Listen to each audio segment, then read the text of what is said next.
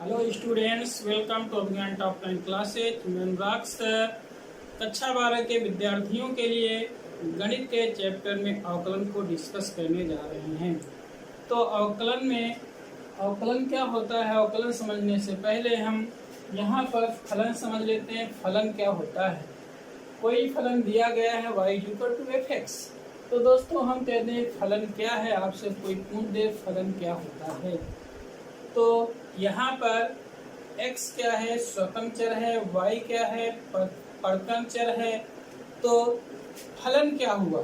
स्वतंत्र चर और परतंत्र चर में गणितीय संबंध को ही फलन कहते हैं। अर्थात स्वतंत्र चर और परतंत्र चर के गणितीय संबंध को ही फलन कहा जाता है। तो यहाँ पर छात्रों, स्वतंत्र चर क्या होते हैं? स्वतंत्र चर का मतलब होता है वे सभी राशियां जो स्वेच्छापूर्वक बदली जा सकें, वे स्वतंत्र चर राशियां कहलाती हैं। परतंत्र चर राशियां क्या होती हैं? वे सभी चर जिनके मान स्वतंत्र चर के मान पर निर्भर करते हैं, परतंत्र चर राशियां कहलाती हैं। यहाँ पर एग्जाम्पल लेते हैं, जैसे y=2x+3। यहाँ पर क्या है? x और y का एक गणितीय संबंध है जो स्वतंत्र चर और परतंत्र चर के रूप में यहाँ पर लिखा हुआ है। यहाँ पर दोस्तों हम x की वैल्यू हम लेते हैं।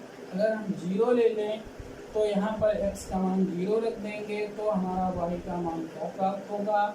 y का मान 3 प्राप्त होगा। इसी प्रकार से x की वैल्यू अगर हम 1 रख दें तो y की वैल्यू क्या प्राप्त होगी दोस्तों? 5 प्राप्त होगी। इसी प्रकार से x का मान अगर हम 2 रख दें तो y की वैल्यू क्या दोस्तों प्राप्त होगी? 7 प्राप्त होगी। इसी प्रकार से x की वैल्यू अगर हम 3 रख दें तो y की वैल्यू कितनी हो जाएगी? 9 हो जाएगी। यहाँ पर हम देख रहे हैं कि x को मैंने स्वेच्छापूर्वक लिया है, अपने मन से लिया है, इसलिए यहाँ पर x की ये सभी वैल्यू क्या होगी? स्वतंत्र चर हो गई। यहाँ पर y की भी जो वैल्यू प्राप्त हुई है ये स्वेच्छापूर्वक नहीं प्राप्त हुई है, x की वैल्यू पर निर्भर करती हैं। यहाँ पर मैंने x का मान 0 लिया तो 0 के अकॉर्डिंग y का मान 3 आया। यहाँ पर x=1 के अकॉर्डिंग y का मान 5 आया है। x=2 के अकॉर्डिंग y का मान 7 आया है। x=3 के अकॉर्डिंग y का मान 9 आया है। यानी कि हम कह सकते हैं y के सभी मान x के मानों पर निर्भर करते हैं, इसलिए y क्या है? यहाँ पर परतंत्र चर है, x क्या है? यहाँ पर दोस्तों स्वतंत्र चर है।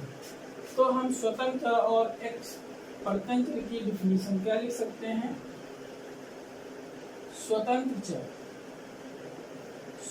चर को इंग्लिश में हम कहेंगे इंडिपेंडेंट वेरिएबल।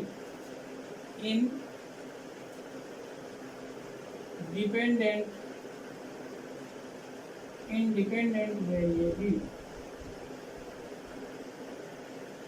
स्वतंत्र। वे चर राशियां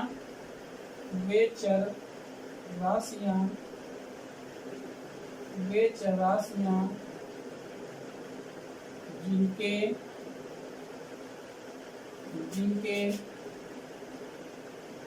मान स्वेच्छापूर्वक लिखे जा सके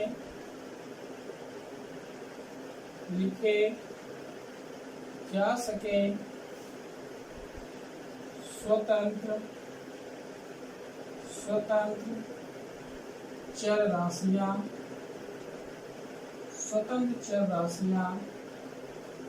कहलाती हैं।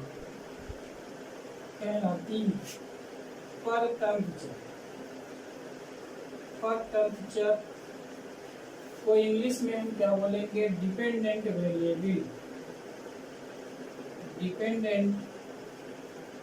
वेरिएबल। परतंत्र। परतंत्र दोस्तों क्या होता है?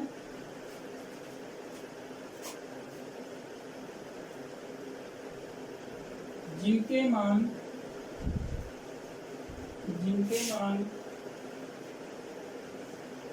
स्वतंत्र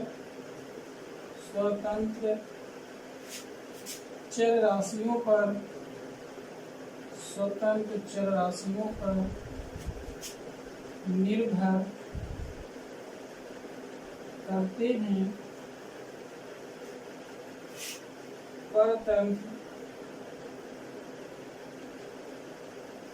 परतंत्र चर राशियां कहलाती हैं। डिपेंडेंट वेरिएबल कहलाती हैं। दोस्तों एक बार हम फिर समझ लेते हैं, फलन क्या होता है? स्वतंत्र चर और परतंत्र चर के गणितीय संबंध को ही फलन कहते हैं। यहाँ पर एग्जाम्पल y=2x + 3, जहाँ पर x क्या है? स्वतंत्र चर है, y क्या है? परतंत्र चर है, x के मैंने स्वेच्छा पूर्वक मान 0, 1, 2, 3 दिया हुआ है।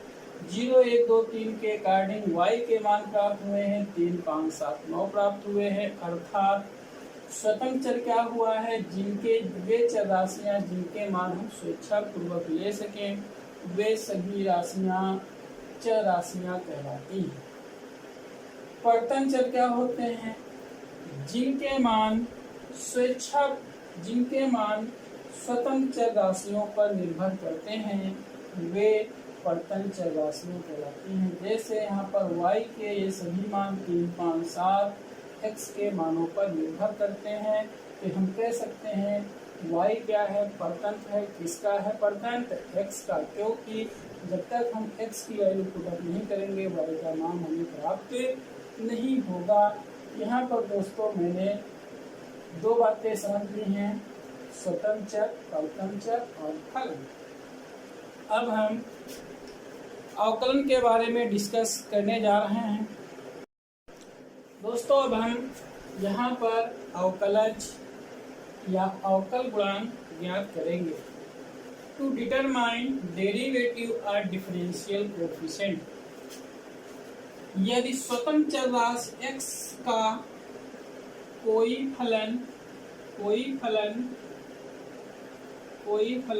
f(x) है, अर्थात y=f(x). यदि स्वतंत्र चर के मान में सूक्ष्म वृद्धि कर दें तो परतंत्र चर के मान में भी सूक्ष्म वृद्धि हो जाती है। यदि x के मान में सूक्ष्म वृद्धि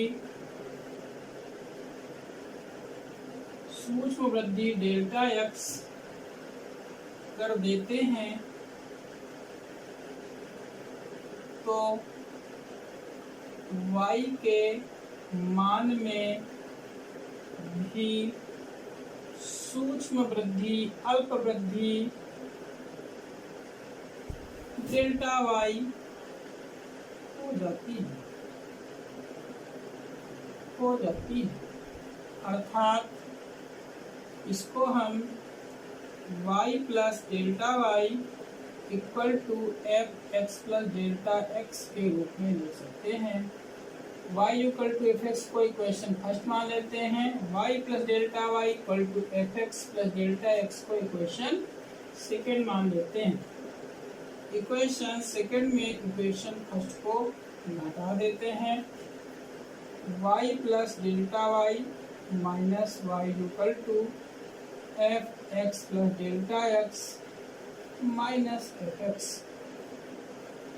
यहाँ पर हम देख रहे हैं y हमारा कैंसिल हो गया है, तो क्या बचा है? Delta y equal to f(x) plus delta x minus f(x). यहाँ पर हम अब क्या करेंगे? डेल्टा x से दोनों पक्षों में भाग कर देंगे, अर्थात डेल्टा y बटे delta x equal to f(x) plus delta x minus f x बटे डेल्टा एक्स। चूंकि डेल्टा एक्स यहाँ पे बहुत सूक्ष्म है, अर्थात ये लगभग जीरो के समान है, अर्थात delta x tends to zero. अब हम दोनों पक्षों की लिमिट ले लेते हैं। Limit delta x tends to zero, delta y upon delta x equal to limit delta x tends to zero f x plus delta x minus f x upon delta x. Delta y upon delta x tends to zero है, इसी को हम क्या लिख देते हैं, d y by d x equal to limit delta x tends to zero f x plus delta x minus f x बटे delta x. यदि हम इस सूक्ष्म वृद्धि डेल्टा एक्स को h के रूप में लिख दें, अर्थात डेल्टा एक्स के स्थान पर हम h लिख दें, तो d y by d x equal to limit h tends to zero f x plus h minus f x बटे एच। यहाँ पर d y by d x क्या है, d y by d x ही क्या है, अवकल गुणांक है, दिए गए फलन का अवकल गुणांक है। D y by d x को ही अवकल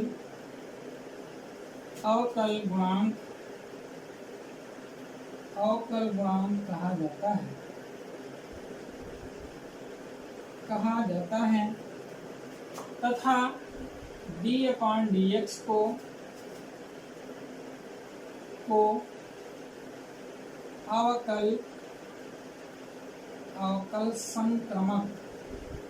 अवकल संक्रमक या इसको इंग्लिश में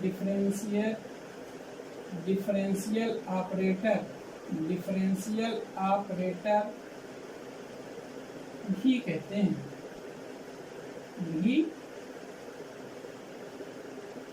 हैं। यहाँ पर एक बात अच्छे से समझ लेंगे छात्रों, इसको हम डी बाई भागित डी एक्स नहीं पढ़ा जाता,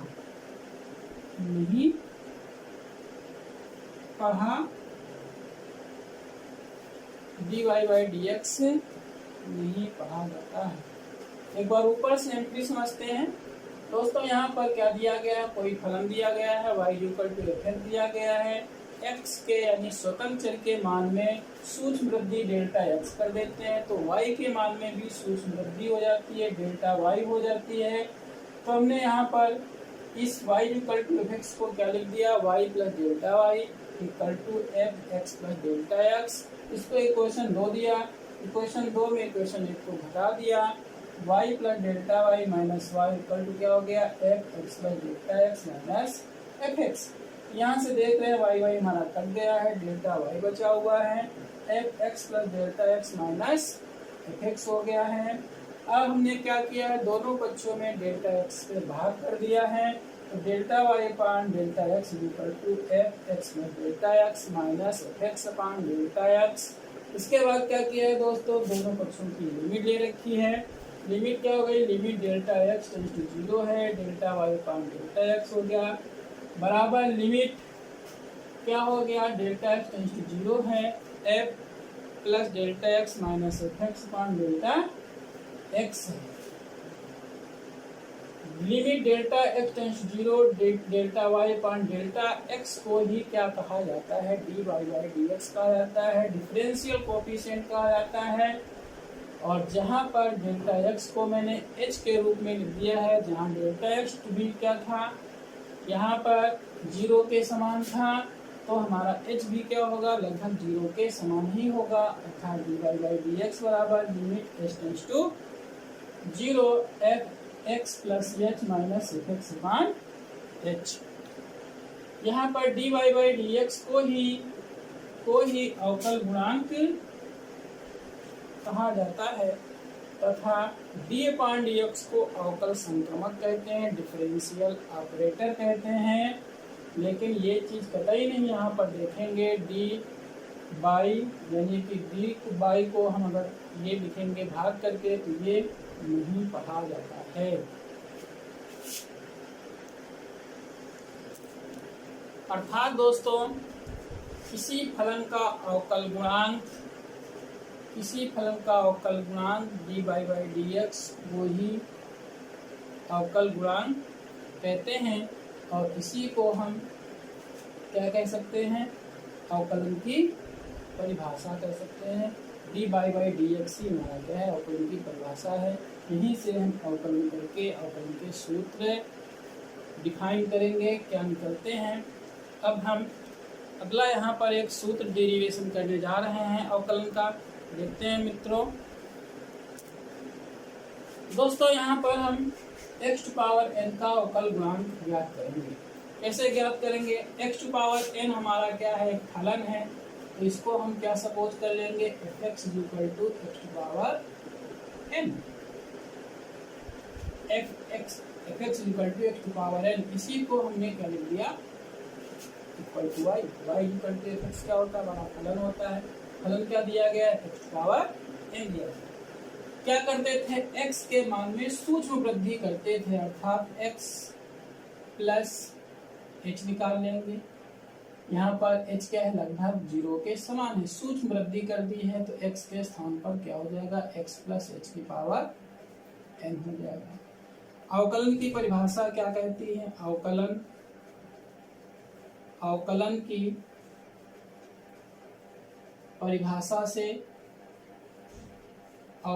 परिभाषा क्या है, d by d x equal to limit h tends to 0 f x plus h minus f x upon h। तो दोस्तों यहाँ पर f x प्लस h का मान और f x का मान हम अगर देते हैं, तो d by d x equal to limit h tends to 0 f x plus h का मान क्या है, x प्लस h की पावर n, f x का मान क्या है, x टू पावर n बटे क्या है, h। अब हम क्या करेंगे, d by d x equal to limit h tends to 0। यहाँ पर क्या करेंगे, x टू पावर कॉमन कर लेंगे, x टू पावर n मैंने कॉमन कर लिया, तो यहाँ पर क्या बचा, 1 बचा। यहाँ पे क्या हो गया, h अपान x की power n minus x to power n upon h। तो d by d x equal to limit h tends to 0, यहाँ पर क्या करेंगे, हम पूरे में x to power n common कर देंगे, इसको हम बाहर लिख लेंगे, x टू पावर n मैंने बाहर लिख लिया। यहाँ पर क्या बचा हुआ, 1 प्लस h अपान x की पावर n माइनस 1 अपान क्या हो गया, h। यहाँ पर 1 प्लस h अपान x की पावर n लिखा हुआ है, इसको द्विपद प्रमेय की सहायता से इसका हम प्रसार खोल देंगे। D by d x equal to limit h tends to 0 x to power n, इसका प्रसार क्या हो जाएगा दोस्तों, 1 plus n x, n into h upon x upon 1 factorial plus n into n minus 1 upon 2 factorial into h upon x का whole square plus n into n minus 1 into n minus 2 upon 3 factorial into h upon x की power 3। इसी तरीके से dot dot last में यहाँ पर क्या है, -1 है, यहाँ पर -1 लिख दिया, और बटे क्या है हमारा h। ये 1 1 कैंसिल आउट हो चुका है। अब यहाँ पर हम देख क्या रहे हैं, n into h upon x प्रत्येक पद में कॉमन है। D by d x is equal to limit h tends to 0, common क्या हो गया, एक्स टू पावर एन आपका पहले से है, n into h upon x common हो गया। अंदर क्या बचा, 1 फैक्टोरियल का मान 1 होता है, ये आपका ऊपर का कॉमन हो गया, 1 बचा, n माइनस 1 बचा अपान 2 फैक्टोरियल बचा इंटू एच अपान एक्स बचा, plus n into n minus 1 into n minus 2 बचा अपान 3 फैक्टोरियल बचा h अपान एक्स का होल स्क्वायर। इसी तरीके से डॉट डॉट आगे भी बचेगा। बटे क्या है दोस्तों, यहाँ पर h है, यहाँ पर ये h कट गया, इस x से यहाँ पर एक घात कट जाएगी, -1 हो जाएगा। यहाँ से दोस्तों हम देख रहे हैं, हम यहाँ पर लिमिट पुट अप कर देंगे, h tends to 0, h tends to 0 होने का मतलब है यहाँ पर 1 बचा, h हो गया 0, ये पूरा पद हमारा 0 हो जाएगा। इसके बाद ये भी पद हमारा 0 हो जाएगा, इसके बाद के आगे के सभी पद हमारे 0 हो जाएंगे। इस तरीके से हमारा यहाँ पर क्या मान प्राप्त होता है, n into x to power n minus 1। y equal to मैंने क्या सपोज किया था, f(x) इक्वल टू क्या था, x टू पावर n। तो यहाँ पर हम क्या लिख देंगे, x to power n upon dx equal to n into x to power n minus 1।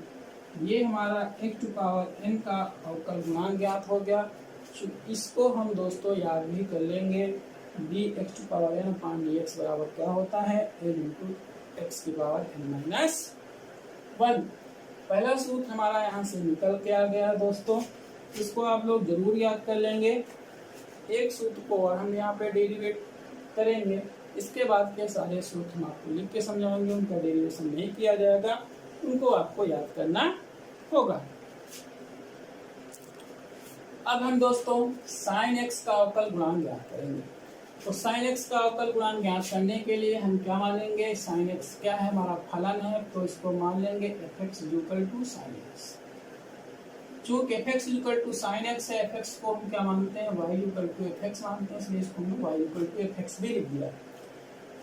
अब हम यहाँ से दूसरा स्टेप हमारा क्या होता है, x के मान में सूक्ष्म वृद्धि करते हैं। x के मान पे सूक्ष्म वृद्धि मैंने कर दी, x प्लस एच, इधर भी हमारा x के मान में सूक्ष्म वृद्धि कर देते हैं, साइन x प्लस, इसको इक्वेशन में लिख देते हैं, इसको इक्वेशन 2 लिख देते हैं। अब हम क्या करेंगे, अवकलन की परिभाषा से, हमारी अवकलन की परिभाषा क्या है, अवकलन की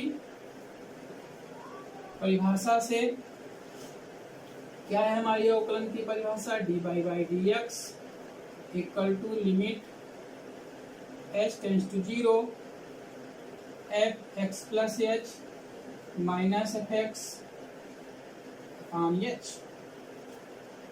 D by d x equal to limit h tends to 0 f(x) plus h का मान यहाँ पर दोस्तों क्या है, साइन x प्लस h है। तो f(x) प्लस h के स्थान पे साइन x प्लस h रख देते हैं, f(x) के स्थान पर साइन x लिख देते हैं। यहाँ पर हमने साइन x प्लस h लिख दिया, माइनस साइन x लिख दिया, बटे क्या हो गया, h कर दिया। अब दोस्तों यहाँ पे हमको क्या करना है, आप देख रहे होंगे हमारे पास यहाँ पर sine c minus sine d के रूप में यहाँ पर लिखा हुआ है, जिसमें हम sine c minus sine d का फार्मूला लगा देंगे, d by d x equal to limit h tends to 0। तो sine c minus sine d दोस्तों क्या होता है, 2 cos कोणों का योग बटे 2 c प्लस d बटे 2, c प्लस d करेंगे तो x plus h plus x, तो क्या मिलेगा हमारा यहाँ से x प्लस h बाई 2, यहाँ पे 2x हो जाएगा, उसको हम बटे 2 करेंगे तो x बचेगा, h हो जाएगा जो कि h बाई 2 के रूप में आ जाएगा, 2 cos c plus d by 2 into क्या हो जाएगा, sine c minus d by 2, यानी कि x plus h minus x cut जाएगा, क्या बचेगा यहाँ पर h बाई 2 बच जाएगा। अब दोस्तों हमको क्या करना है, अब यहाँ पर हम इनकी लिमिट को अलग अलग कर देंगे, अर्थात d y by d x equal to limit h tends to 0। इस 2 को हम यहाँ पे बटे h छूट गया है, h हो जाएगा, यहाँ पे हो जाएगा cos x plus h/2 into limit h tends to 0 sine h/2। यहाँ पे बटे क्या था दोस्तों, h था, यहाँ पर 2 भी था, इस 2 को हम h के बटे में ले आएंगे, h/2 हो गया। यहाँ पर हम देख रहे हैं ये जो हमारा लिमिट h टेंड्स टू 0 है, ये साइन थीटा अपान थीटा के रूप में लिखा हुआ है, जिसका मान 1 होता है। यहाँ पर लिमिट पुटअप कर देंगे, dy/dx equal to h tends to 0 हो गया, h का मान 0 हो गया, तो हमको हमारा क्या बचा, cos x। यहाँ पर क्या हो जाएगा, इसका मान क्या हो जाएगा, 1 हो जाएगा, dy/dx इक्वल टू क्या निकल के आ गया, cos x आ गया। क्योंकि y इक्वल टू आपने क्या सपोज किया था, sin x सपोज है यहाँ पर, इसलिए हम यहाँ पर y के स्थान पर क्या लिख देंगे, sin x लिख देंगे इक्वल टू cos x। यानी कि अगर हम कहते हैं sin x का अवकल गुणांक क्या होता है दोस्तों, cos x होता है। इसी प्रकार से जब हम cos x का अवकल गुणांक निकालेंगे तो क्या निकलेगा, माइनस sin x निकलेगा। तो आगे के कोई भी सूत्र हम यहाँ पे अवकल गुणांक उनका हम डेरिवेशन नहीं करेंगे, ऐसे ही हम आपको लिख के समझाते हैं कि उनके मान क्या होते हैं। अब हम यहाँ पर दोस्तों कुछ अवकल गुणांक देख लेते हैं, क्या होते हैं। x टू पावर n का अवकल गुणांक n into x to power n minus 1 होता है। x का अवकल गुणांक dx upon dx equal to 1 होता है। c यानी कि अचर का अवकल गुणांक dc upon dx equal to 0 होता है। a टू पावर x का अवकल गुणांक a to power x into log a base e होता है। e टू पावर x का अवकल गुणांक e टू पावर x होता है।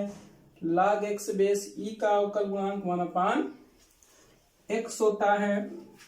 यहाँ पर log x बेस a का अवकल गुणांक